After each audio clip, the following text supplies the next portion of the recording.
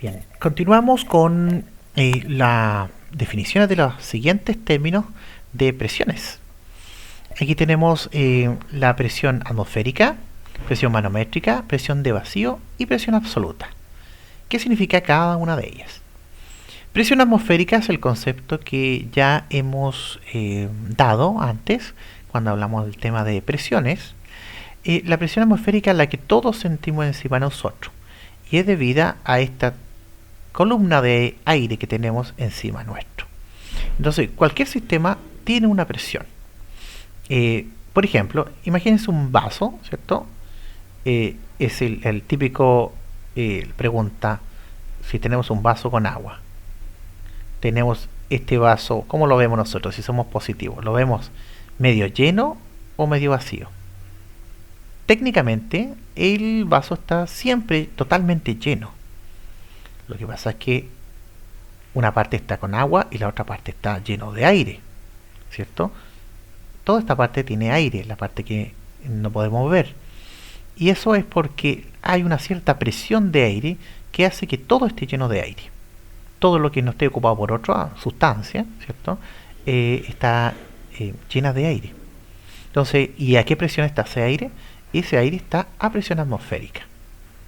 Ahora, ¿por qué el agua se va para abajo? Está abajo y no está arriba. Bueno, porque esta agua genera una mayor presión, que genera la presión hidrostática, ¿cierto? Que la vimos antes, que es por la altura del agua. Y que además, ¿cierto? Siente sobre ella la presión atmosférica, pero además tiene su presión de altura de agua. Es por eso que supera la presión del aire, que solamente tiene la presión atmosférica. ¿Se acuerdan? Vimos un ejercicio alguna vez de cuánta presión era la que soportaban unos buzos que estaban unos ciertos metros bajo el agua. Y nos dimos cuenta que ellos sentían dos presiones. Sentían la presión atmosférica, ¿cierto? En el que llegaba hasta el nivel del agua. Y después sentían otra presión que era la de la altura de los metros de agua que tuvieran arriba, ¿cierto? Y esa presión se representaba como la densidad por el G y por la altura de agua que tuvieran. Entonces fíjense acá, siempre consideramos que está la presión atmosférica siempre va a estar. ¿Para quién? Para quienes estén dentro de nuestro planeta, ¿cierto? Que están y que sienten ese aire que está encima de ellos. Y después, ¿cierto? Las otras presiones se van sumando a la presión atmosférica. Otro concepto es la presión manométrica. ¿Por qué se llama presión manométrica? Porque es aquella que mide un manómetro. Un manómetro es un instrumento que mide la presión en un sistema. Generalmente son como unos relojitos, ¿cierto? Y que tienen en su parte de acá abajo una tuerca, ¿cierto? Abierta, ¿cierto? Para que se sienta la presión y que se ensambla en un equipo, en un sistema. Entonces ustedes manómetros, ¿cierto? Los pueden ver en los bombines para inflar bicicletas, para inflar pelotas, en los compresores, si alguna vez han usado un compresor para pintar o han visto el dentista, ¿cierto? Que tiene un compresor, estos manómetros están ahí, indican la presión que hay dentro de ese sistema, dentro del compresor, dentro del bombín, dentro del neumático. Si alguno de ustedes ha buceado, ¿cierto? Hay estos manómetros que indican cuánta es la presión que tiene de aire o del gas que tenga, ¿cierto? El tubo que están usando. Bien, entonces la presión manométrica es aquella que se mide con el manómetro y, por ejemplo, aquí podríamos tener un manómetro que me está midiendo la presión y va a dar en diferentes unidades. Fíjense que este manómetro de acá, ¿cierto? La escala negra que está por fuera está en kilopascal, que son las unidades del sistema internacional, y por dentro, en rojo, tiene las unidades británicas, PSI, que está por pound per square inch, o sea, libra por pulgada cuadrada, ¿cierto? Y tiene como la conversión de unidades listas.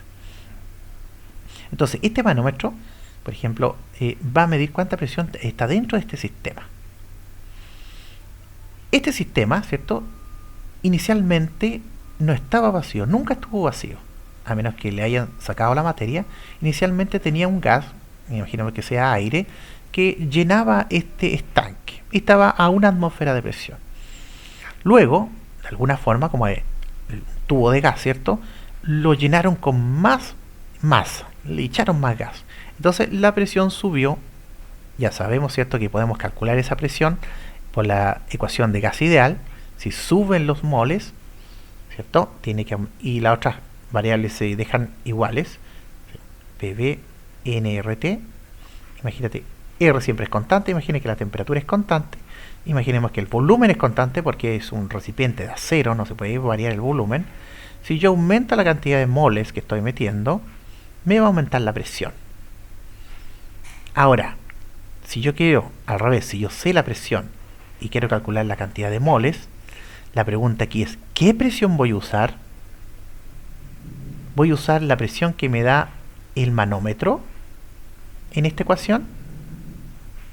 Y aquí es lo más importante que ustedes se tienen que dar cuenta. La presión que representa la cantidad total de moles no es solo la presión manométrica. Porque ¿cierto? Cuando está abierto este sistema, este manómetro marca 0, que no hay presión, ¿cierto? Eso quiere decir que la presión de adentro es igual a la de afuera. Entonces, los manómetros no marcan la presión atmosférica. Entonces, la presión que yo tengo que usar en esta ecuación es la presión total, que es la que me marca el manómetro, más la presión atmosférica que yo sé que existe afuera de este recipiente. Eso es sumamente importante que lo consideren. Y no se lo aprendan de memoria, solamente compréndanlo. ¿Por qué esa presión tiene que ser la total? Porque ¿quién representa el total de los moles? Representan los moles que yo le agregué, ¿cierto?, con más presión, y representan los que ya estaban también, que estaban a una atmósfera de presión antes. Ahora, en este caso estamos considerando que estamos poniendo materia, por lo tanto, es lo que se llama presión manométrica positiva, ¿cierto? Porque esta agujita, ¿cierto?, se va a mover hacia la presión positiva porque estamos aumentando la masa. Por lo tanto, la presión va a subir si es que yo aumento los moles que estoy metiendo de mi gas. Pero podríamos tener el siguiente caso también. Una presión manométrica negativa, lo que nosotros llamamos presión de vacío. ¿Ya? La presión de vacío, el concepto de vacío es un poco confuso, porque nosotros, ¿cierto?, filosóficamente, pensamos que el vacío es cuando no hay nada. ¿Cierto? El vacío, totalmente, ausencia de materia. Pero en nuestro campo, nosotros vamos a hablar de vacío y presión de vacío, no cuando no haya nada. De hecho, es imposible que no haya nada, ¿cierto? Tendría que tener temperatura 0 Kelvin. Pero vamos a considerar el vacío cuando, por ejemplo, imaginemos que este recipiente, originalmente cerrado, estaba con aire y que estaba a presión atmosférica, ¿cierto?, como cualquier recipiente que está abierto. Nosotros le ponemos una bomba de vacío y esta bomba de vacío lo que hace es succionar el aire que hay y tirarlo para afuera. ¿Ya? Entonces, esta bomba de vacío lo que va a hacer es que me va a indicar que la presión manométrica va a ser negativa, ¿cierto? Si antes yo tenía aquí una atmósfera o 0, ¿cierto?, este manómetro en 0, después lo que me va a hacer es que esto se me va a mover a valores negativos. Y no es que exista un valor negativo de presión, sino que va a haber mucho menos, ¿cierto?, materia, moles. Por lo tanto, mi presión va a bajar por bajo una atmósfera. Entonces, existen manómetros que se llaman vacuómetros, que tienen la gracia de que parten de acá, ¿cierto? La perillita se va moviendo en el otro sentido y parten, ¿cierto?, de una atmósfera. Entonces, cuando esta maquinita, una bomba de vacío, un instrumento que ustedes van a usar mucho, en laboratorio quizás, van a usar para filtrar, esta bomba va a retirar masa, va a retirar moles de mi recipiente, por lo tanto la presión va a bajar, ¿cierto?, a presión de vacío. Entonces, presión de vacío no quiere decir que no haya nada, sino que hay menos moles de los que debería haber en mi volumen respecto a la condición atmosférica. ¿Qué pasa si yo cierro, ¿cierto?, esta bomba, dejo de hacer funcionar esta bomba y esto se mantiene cerrado? Mi recipiente queda a vacío, como se dice. No es que no tenga nada, sino que tiene menos moles de los que debería tener a presión atmosférica. Entonces, si yo abro esto a la presión atmosférica, se va a producir la succión. ¡Bum! Va a entrar un montón de aire acá, rápidamente. ¿Por qué va a entrar aire? Porque como esto está a presión menor, ¿cierto?, la presión siempre se mueve de mayor a menor. Por lo tanto, esto se va a tender a llenar de moles de aire hasta llegar a la presión atmosférica. Entonces, esta succión está hecha por el vacío. Algo más coloquial, ¿cierto? Ustedes diariamente, o no diariamente, los que toman, ¿cierto?, con bombilla, lo que hacen, ¿cierto?, es producir un vacío. Aquí esta bombilla a este nivel va a tener agua, ¿cierto?, y a este nivel de acá va a tener aire. Ustedes lo que hacen es retirar ese aire, o sea, ustedes están generando un vacío acá, ¿cierto?, de aire, y ese vacío va a hacer que el jugo, bebida, lo que sea, se va a mover, ¿cierto?, para llenar ese vacío, y va a entrar y refrescarlo a ustedes. Entonces, la operación de vacío quiere decir una presión menor a la atmosférica y que genera un movimiento de fluido. Puede ser gases, como lo que estamos viendo acá, pero también aplica a los líquidos. Uno puede hacer vacío para succionar un líquido. Entonces, ese es el concepto de presión manométrica. Hay presión manométrica positiva, ¿cierto?, que aumenta la presión, como adentro de un neumático de un auto, ¿cierto?, que hay los bomberos dicen hay que echarle 14 libras. Están hablando de 14 libras por pulgada cuadrada de presión, además, ¿cierto?, de la presión atmosférica que ya tenía el neumático. El neumático nunca está vacío, siempre tiene aire. Cuando está desinflado tiene aire a una atmósfera que es muy poquito, ¿cierto?